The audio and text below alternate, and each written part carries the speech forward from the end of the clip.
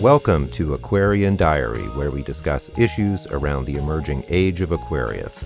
I'm your host, John Irving. Thank you for joining me.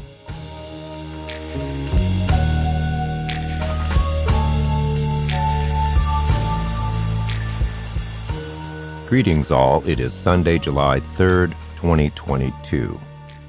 Very happy to be here speaking with you again today. Over the past while, I've had so many things come up that I really wanted to talk about, but my real life has been keeping me extremely busy. I have had Mars transiting my first house, and you think, wow, that's going to give me lots of energy to get things done. But the other side of that coin is that you end up doing a lot of stuff, a lot of physical activity. And, at the end of the day, you're tired and, Mars comes, gives you bursts of energy, and then you need to recoup and regenerate it. It's not a very kind of consistent sort of energy. So my real world life has involved a lot of work recently, hard physical work, which I don't mind, but like I said, there's been a lot I really wanted to speak about. And in fact, or just a few minutes ago, I was asking myself, oh, do I really have the energy to do this recording? And I just got this intuitive, push to just get set up and ready to go. And then just after I was set up, I got this surge of energy, and all of these things started flooding my mind, the things that I wanted to talk about. First of all, let me apologize for not responding to a lot of comments I've received lately. I just have not had time. I'm going to do that probably within the next day or so. I usually try and respond very promptly because I think it's just respectful to do that. But like I said, it's been insanely busy. One of the main things I wanted to talk about, because I listen to a lot of stuff while I'm working, because I'm able to do that, and I have an insatiable thirst for knowledge. So I'm always listening to things, as I've said before. And, I've been doing my spiritual practice very intensely for quite some time now, like every day. And one of the main things I've been doing is Kundalini yoga. I'm not going to get into a big explanation of Kundalini yoga. You can look it up if you want, but it's different from Hatha yoga. It involves hand gestures and movements, which are mudras, and mantras, and body positions that you hold while you're doing these. And I have done Kundalini yoga on and off quite a bit for over 10 years. And it's been one of those things that just really resonates with me. I think it's because I'm an Aries ascendant. I like the physical component of it, the actual body movements. And I find that chanting the mantra is very powerful, especially when I can say them really, not forcefully isn't quite the right word, but emphatically. And I am very fortunate that there are non-material beings who understand these ancient techniques, who kind of work with me while I'm doing my practice. And they're very old school. They're very into routine and discipline, and being on time every day and stuff like that. And I don't mind that because I like to be disciplined. And when I'm just getting strong chills here, when I put a lot of energy into this, the universe responds. And there's several different kriyas, which are, these sets of mudras and mantras that I've been doing every day. And they're extremely powerful. And I kind of get intuitively guided as to which ones to do. And so I set my intention on these energies, and my gosh, you wouldn't believe how powerful these are. And they're very transformative. Kundalini yoga has allowed me to transform various aspects of my life with my will at times, and I'm extremely grateful to this. Now, Kundalini yoga is part of this yoga tradition or lineage that goes back to many of these great Indian sages and gurus for centuries, if not thousands of years, that I have personally had many experiences with, both in real life and sort of psychically. And so I feel that I've probably practiced things like various forms of yoga in different past lifetimes. So it really resonates with me. And like I said, I really like the discipline and the concentration and the focus and the physical aspect of it. It doesn't necessarily need to be extremely physically demanding, depending on the kriyas that you're doing. So it's not kind of like hatha yoga where you do necessarily a lot of stretching and things like that, because I have done that as well. So this is something that could be, Kundalini yoga is something that could be used by pretty much anybody, regardless of your physical capabilities. That's been an important part of my recent history. The main thing that I wanted to talk about today, because like I said, I listen to things all the time, is old paradigms that drives me nuts. You know, I hear astrologers doing, wow, I just got a breeze of energy and the door is closed and there's no windows open. It was a breeze, like a wind. Incredible. Wow. So yeah, old paradigms. Now I listen to astrologers and tarot card readers and people, you know, when you're looking at your astrology and they're talking about, you know, your material state and, you know, oh, this person's going to be successful or famous or whatever. And I'm like, you know, from my perspective, I'm like, who gives a crap? Like, this is old Piscean Age stuff. Like, it's not all about material reality. In fact, this emphasis of humanity on material reality is literally destroying our planet and our societies, and why we have all of these crazy, you know, this poverty and wealth and war and famine and all of these things is all because, you know, the material reality is all about sort of a dog eat dog kind of an approach where, you know, I have more than you and whatnot. And it's about acquiring material things and, you know, having the nicest house, the biggest house, the most attractive partner, the best car, whatever it is. That's all BS, right? That is the paradigm that we're leaving. And see if I can express this a bit more clearly. So when somebody says, oh, this transit is going to be good for you, or this astrological placement is in your chart is positive or negative, it kind of drives me nuts because it's all premised on that old age mentality.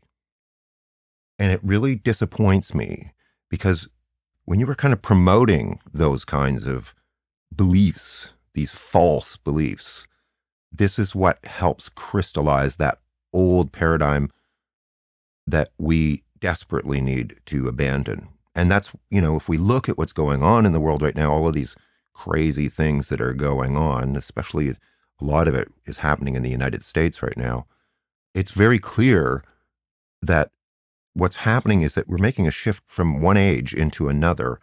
And this is a 2,200-year process. So it's a huge shift. And part of that is leaving behind this false paradigm of materialism. And I'm not saying that, you know, we're not going to have nice things and comfortable lives in the future. I'm just saying that our values are going to be very different than they were in the past. We create our own collective reality based on our beliefs. Whether they're false or ridiculous or not really doesn't matter because we have free will. So we are effectively endorsing this destructive paradigm of haves and have-nots when we focus our minds and our beliefs in validating them. And we need to stop doing that. So I understand that people want to be appealing and be popular and tell people what they want to hear so that they get lots of viewers and stuff like that. Like, one of the things that drives me crazy is you see the thumbnails for YouTube videos and everybody has some really stupid expression on their face, like exaggerated, like, oh my gosh, you know, and because apparently that's going to get more clicks or more views when you make yourself look silly and ridiculous. But it's also very obvious that you're just trying to you're trying to blatantly pander to as many people as possible so that you get, you know, more views. And I'm like, oh, it's just such nonsense. It's really inauthentic, not an Aquarian Age approach. It's kind of like the same thing as cheap junk. People are constantly shopping and buying cheap junk to fill voids in their lives and, stuff that's only going to last for a year or two, and then it's going to be garbage. And that's also part of that old materialistic paradigm that is destroying our environment, as if these possessions are going to somehow make you better. Personally, I buy a lot of secondhand stuff when I need things. I try to because it's recycling. And very importantly, when I'm talking about materialism, I'm not just talking about like possessions and money and things like that. Like, for example, if you're with somebody just because, you get off on them on some level, but you're not really into them, you're just trying to please them so that you can get what you want from them, or, you're into, it's all about ego gratification. That's materialism, objectifying things. So it goes way beyond just money and possessions. It's an egocentric way of engaging with reality. It's about pleasure seeking and ego gratification. Not that there's anything wrong with pleasure, as long as it's done and experienced with integrity for yourself and others. If it's only a one-sided experience, it's a distortion of truth and reality, which will ultimately cause you pain and suffering. As the Buddha said, the root of all suffering is unfulfilled desires. The pain will emerge when we inevitably realize that we are not living in the truth, or that we've created some kind of fantasy, or the other person involved realizes that we have distorted truth and reality and realizes that we're not being sincere and honest, that we have misrepresented ourselves. Where was I going with all that? Yeah, stop endorsing these stupid defunct paradigms that are ridiculous. There's another thing too related to that, which is that I see there's a lot of people getting into like hyperventilating about everything that's happening, and it is terrible. Don't get me wrong. I'm just as appalled as anybody else, if not more so than a lot of people, about the idiocy that's happening, in the United States with this people who want to go back to a mythical, 1950s. Well, the truth about the 1950s was that the USA was the only major power at the time whose infrastructure wasn't completely devastated from the Second World War. All of Europe was in ruins. And so American industry just took off like crazy. And then they had the boom years, right? This contributed to this belief in American exceptionalism, but that was a fluke kind of history. And that is waning now, because now there's China and other countries that are producing tons of goods and competing with America. And so that period of time was just circumstantial. I'm not saying that America doesn't do great things and doesn't have brilliant people. They do, but that's never going to happen again. So get over it. So mainly though, the thing that pisses me off, if I'm able to and can convince people to perceive it this way, is that we have to stop dwelling in these false beliefs and false paradigms of the Piscean Age, where we looked to people outside of us as guiding lights, that the source of our power was not with us, but with others. And we worshiped celebrities and we worshiped certain figures in the world, and we all wanted to be like them. And I'm like, it's all just so juvenile and ridiculous. It's really immature. We're moving into an era where we're going to own our power and take personal responsibility for ourselves. And we're going to control our destiny, but not just our own, but the whole world. And so when we get too wrapped up into this hyperventilating fear that I was talking about, what's the world's coming to an end and all that crap, we're actually tacitly endorsing the very thing that we want to destroy. So we're validating it, and we're giving it energy, and power unconsciously. Back when I was really engaged in climate change related stuff, which was a full-time gig, there was this phenomenon we called fear porn. Fear porn. This is where people just get off on, dark, fearful, terrifying things and develop a very nihilistic attitude. Ultimately, this belief that we can't do anything about it, so we might as well just give up. Right? That was this nihilism that we were fighting the denialists and the nihilists because and this is true, if you've ever done any level of spiritual practice, you start to realize how powerful you are as a creator being. And this is part of this shift into the Aquarian Age, is coming into that awareness of our power. And so we need to start consciously using our power to alter reality in positive ways, not just positive for ourselves, but positive for everybody and everything on the planet. I do prayers for the earth and prayers for all of the other species that inhabit this magical planet that we should be caretakers of and custodians of. Each species on this planet is a precious gift of creation. And we are literally destroying them by the thousands. It's just insane why, our attitude towards reality. We are completely dependent upon and interdependent upon this whole biosphere for our survival. I mean, this is why we're going to start to find this out, because of changing climatic patterns and heat waves and droughts and things. It's really going to start impacting us directly because obviously we need to eat and we need clean air and we need clean water, and we don't want to live on a half-dead planet. What I'm saying is that when we get into fear and if you're in that state for an extended period of time and you're an more advanced being, meaning that you've had more incarnations, you've been around the block more, your mind is incredibly powerful.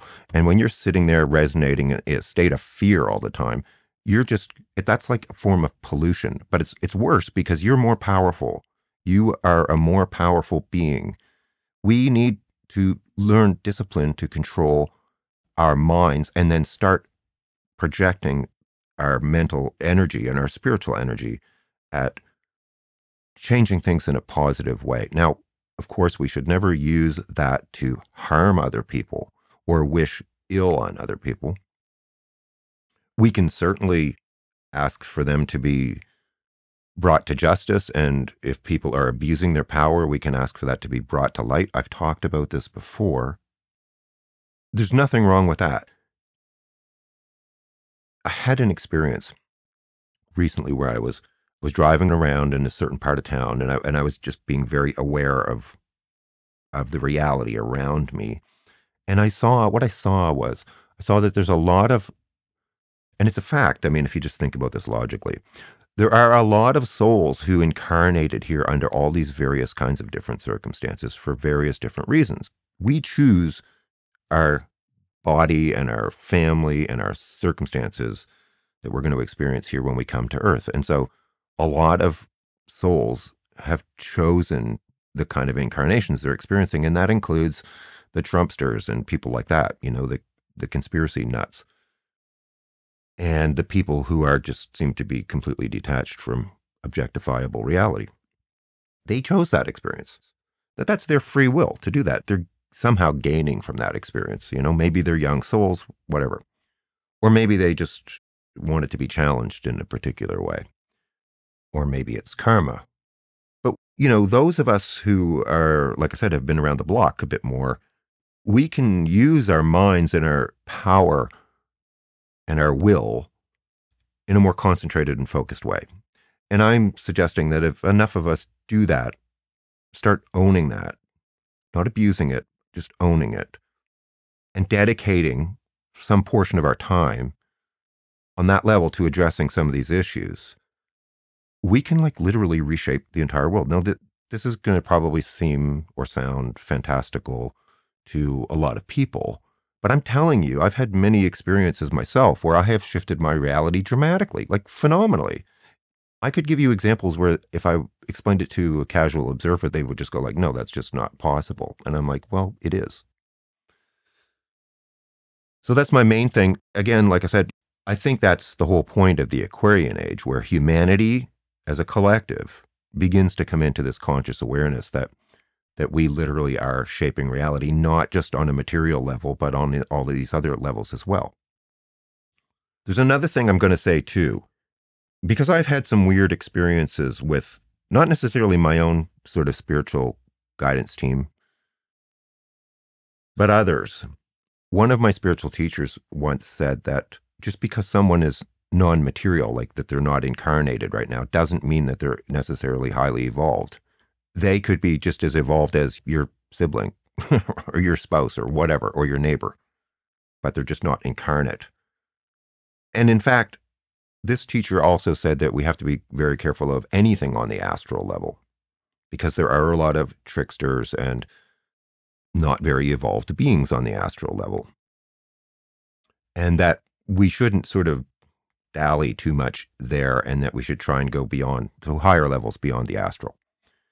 Part of my spiritual practice, in fact, involves explicitly clearing out and protecting myself from any negative entities or influences, which I do at least on a daily basis and sometimes more frequently, like a few times a day, depending on how I'm feeling and what I'm feeling.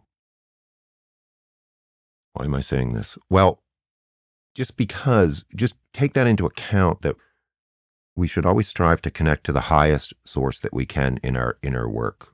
That's part of my spiritual practice, is that when I'm connecting, I try and connect on the highest level possible. And on those levels, they will never do things like tear other people down or criticize other people or disparage them in some way or, disclose aspects of their personal life or experience that would be embarrassing or harmful to them. They would not do that. Consider that. Would some being who's highly evolved say, oh, so and so is actually a homosexual or whatever? I'm just making that up as an example. Would they do that? Why would they do that? That is potentially harmful to that person if that's not something that they want to have disclosed. I have this thing about privacy too. There's certain things that just don't really sit well with me when other people sort of psychically delve into other people's personal lives. I don't see that. I don't see that as being necessarily positive. Mostly because if I'm somebody and that matters to me, some private aspect of my life is important to me, and it's important to me that it be private. Why would I don't want that necessarily public, and it's my right not to have that information be public. I have a right to privacy. And I think the simple way to address that or look at that is to just consider, how would you feel, in that situation if somebody else disclosed some personal aspect of your life that you didn't necessarily want made public? How would you feel? It's really simple, right? Do unto others as you would have them do unto you. Ooh, strong chills here. So we have to be discriminating is what I'm saying. And we just have to, we just can't be idiots. We can't just, that's again, Piscean Age stuff, where, oh, everything that so-and-so says is true. And then I just accept it without any critical thought. Those of us who are really on the spiritual path have to hold very high standards for basically everything we do. I've been on here and I've said all kinds of critical things about reality, and I am very critical of it because I think that that's an old paradigm that's dying. And if you have been doing what I've been talking about, then just don't judge yourself for it. Just try and stay conscious of it and let it go. Self-judgment is like one of the most disempowering actions that we can do. I think it's the root of a lot of problems because the Creator doesn't judge us. We judge ourselves. That's why we come back here over and over and over again. It's not because we're forced to, it's because we decide that we can do better or that we can learn more. And also see the episode I did called Time to Decide, which in very simple terms talks about how we can use our will and set our intentions to shift reality. I just remembered something else that occurred. Yeah, it was a while ago, probably 3 or 4 weeks ago, that was quite striking, and it's kept coming back to my mind to share this. So, one of the things that is kind of one of my gifts is dreams. I have these incredibly vivid, often prophetic sort of dreams, and I know when I have these dreams because they're just so powerful, and I usually wake up and go like, "Wow!" So, I had this dream. And in this dream, this is something I would never even think of or normally, perceive in this way. Like it was so striking because it was unusual. In this dream, I was with these women, and they were all different ages and all different body types and things like that. But they were all kind of mixed race. And so they weren't white, they weren't really dark, but they were more like mulatto often, but all these different color spectrums in between. And these women were all really beautiful in their own way. And I was just looking at them going like, wow. And I said to them, I said to them, I'm getting strong energy here. I said to them, you are the future. You're the future. And I sense this is down the road, but that as all of the people of the world come together, we're going to mix basically. And that these women, I still get, it was so beautiful. I was just in awe and I saw them as the future. So my interpretation of that is that it speaks of the feminine. And they weren't all sort of model-esque, skinny and everything, like that we would traditionally or currently at least think about as quote unquote beauty. But they were beautiful. And to me, this was a sense of the future of humanity that was more feminine, not necessarily matriarchal, but just more feminine and mixed.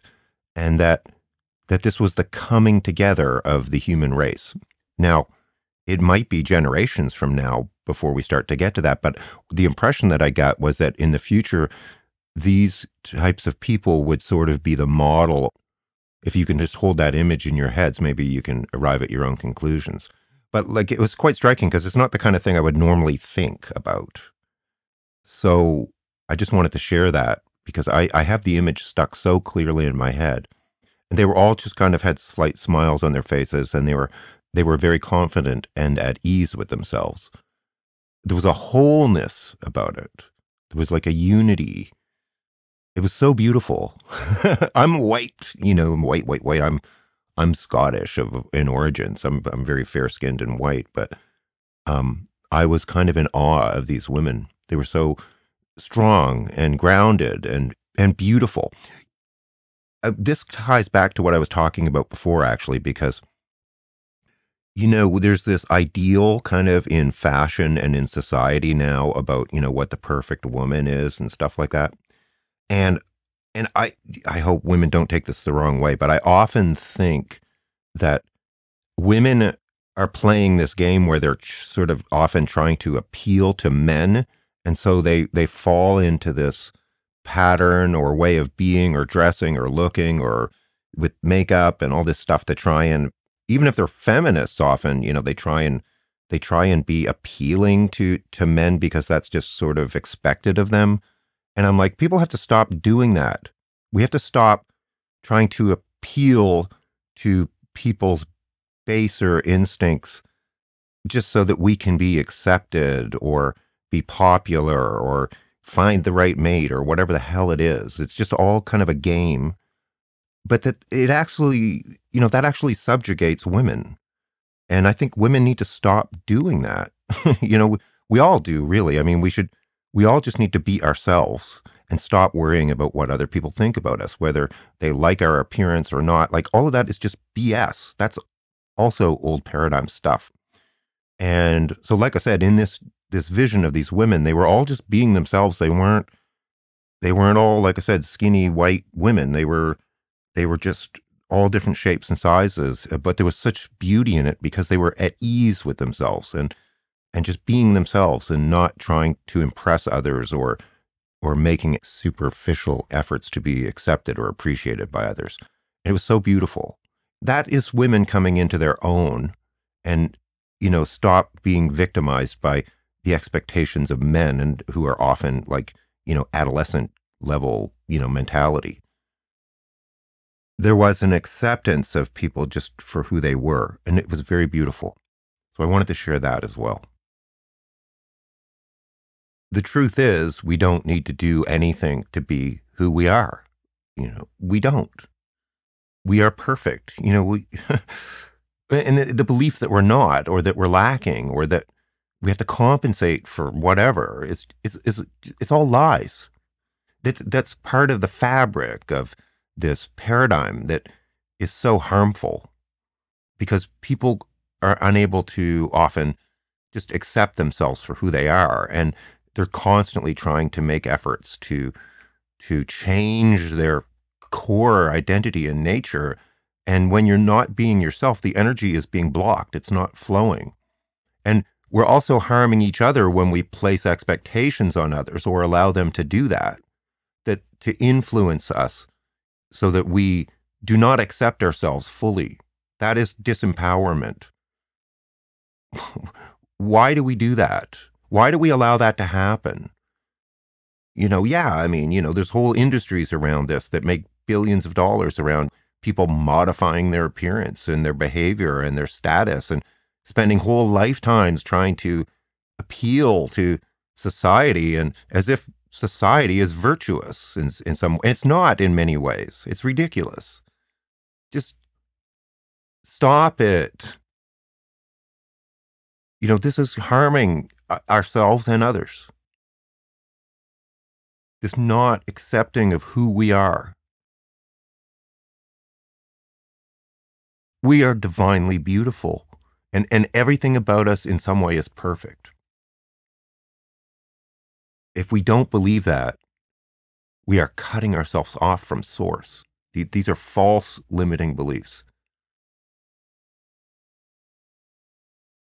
That we have to be different so that we can be loved. Oh my God, that could not be farther from the truth.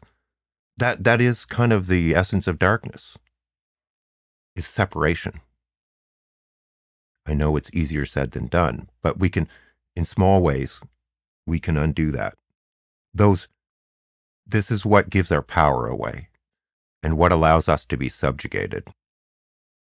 So there's a plea for truth, higher truth. If somebody doesn't love you for who you are, then they don't really love you, right? That's not love. So it's not you, it's them. And again, that ties back to this sort of fatalism about astrology and all that crap, right? They, you're, so and so is going to be successful because people are going to like them and they're going to be high profile and whatever, and most of these people who are actually high profile are not actually people we want to emulate at all. Often they're horrible people. Like, just stop it. Stop doing that to yourself and to others. Now, I realize that I may be flamed for this, for mansplaining. However, I'm focusing on women right now because this dream I had made that point very vividly and clearly, how that in the future, women were not going to be victimized by societal expectations as they have for centuries and millennia. Ugh, just the thought of it gives me the wrong kind of chills. Obviously, I'm a man. I'm not a woman. I can't really comment on, what it's like to be a woman, at least in this lifetime. I'm sure I have been in others. So bear that in mind. I'm just using this as an example. I could, if I wanted to be critical of men, I could probably make a much longer list of reasons to be critical of typical male patterns of behavior. Don't miss my point because you might react to what I'm saying from a male perspective, please. But one other thing I wanted to just mention, because it's just come up for me a lot lately. No, actually, I'm not going to do that right now. Getting a no on that. So I think that's kind of my rant. Again, I apologize for my tardiness with comments. You know, somebody commented yesterday that they liked listening to me. Somebody yesterday said they liked listening to me, and I'm like, oh, geez, I really need to record something. It's been too long. So this just been a rant. I hope it makes sense. I mean, I'm really serious. Those of us who are really on a, on a more advanced spiritual path, we have to hold very high levels of integrity, both with ourselves and not be coming from ego. And with the world, don't get me wrong, there's a place for outrage, and I'm outraged all the time by a lot of this idiocy, and that's very clear if you've listened to me rant before. But on another level, we have to learn how to use our power and not just be victims of this ridiculous stuff. The dark side, they manipulate physical and material reality. That's kind of like child's play, really, in the big scheme of things. We are way more powerful than that. We can operate on all of these different multidimensional levels, and we have spirit behind us because our ambitions, we want the best for all. We're not just coming from ego. So it's time that we learn that we are way more powerful than this child's play that the dark side is engaged with now. Trying to force their ideologies on other people. That's just so immature and infantile. We're on a completely different level. We just have to apply ourselves. I mean, really, it's that simple. I hope some of this makes sense. I'm going to wind this down now before I rant for too long. And I really appreciate your comments, your likes, your shares, subscribes, and so forth. And hopefully I will record again sooner than later. Take care. All the best. Bye.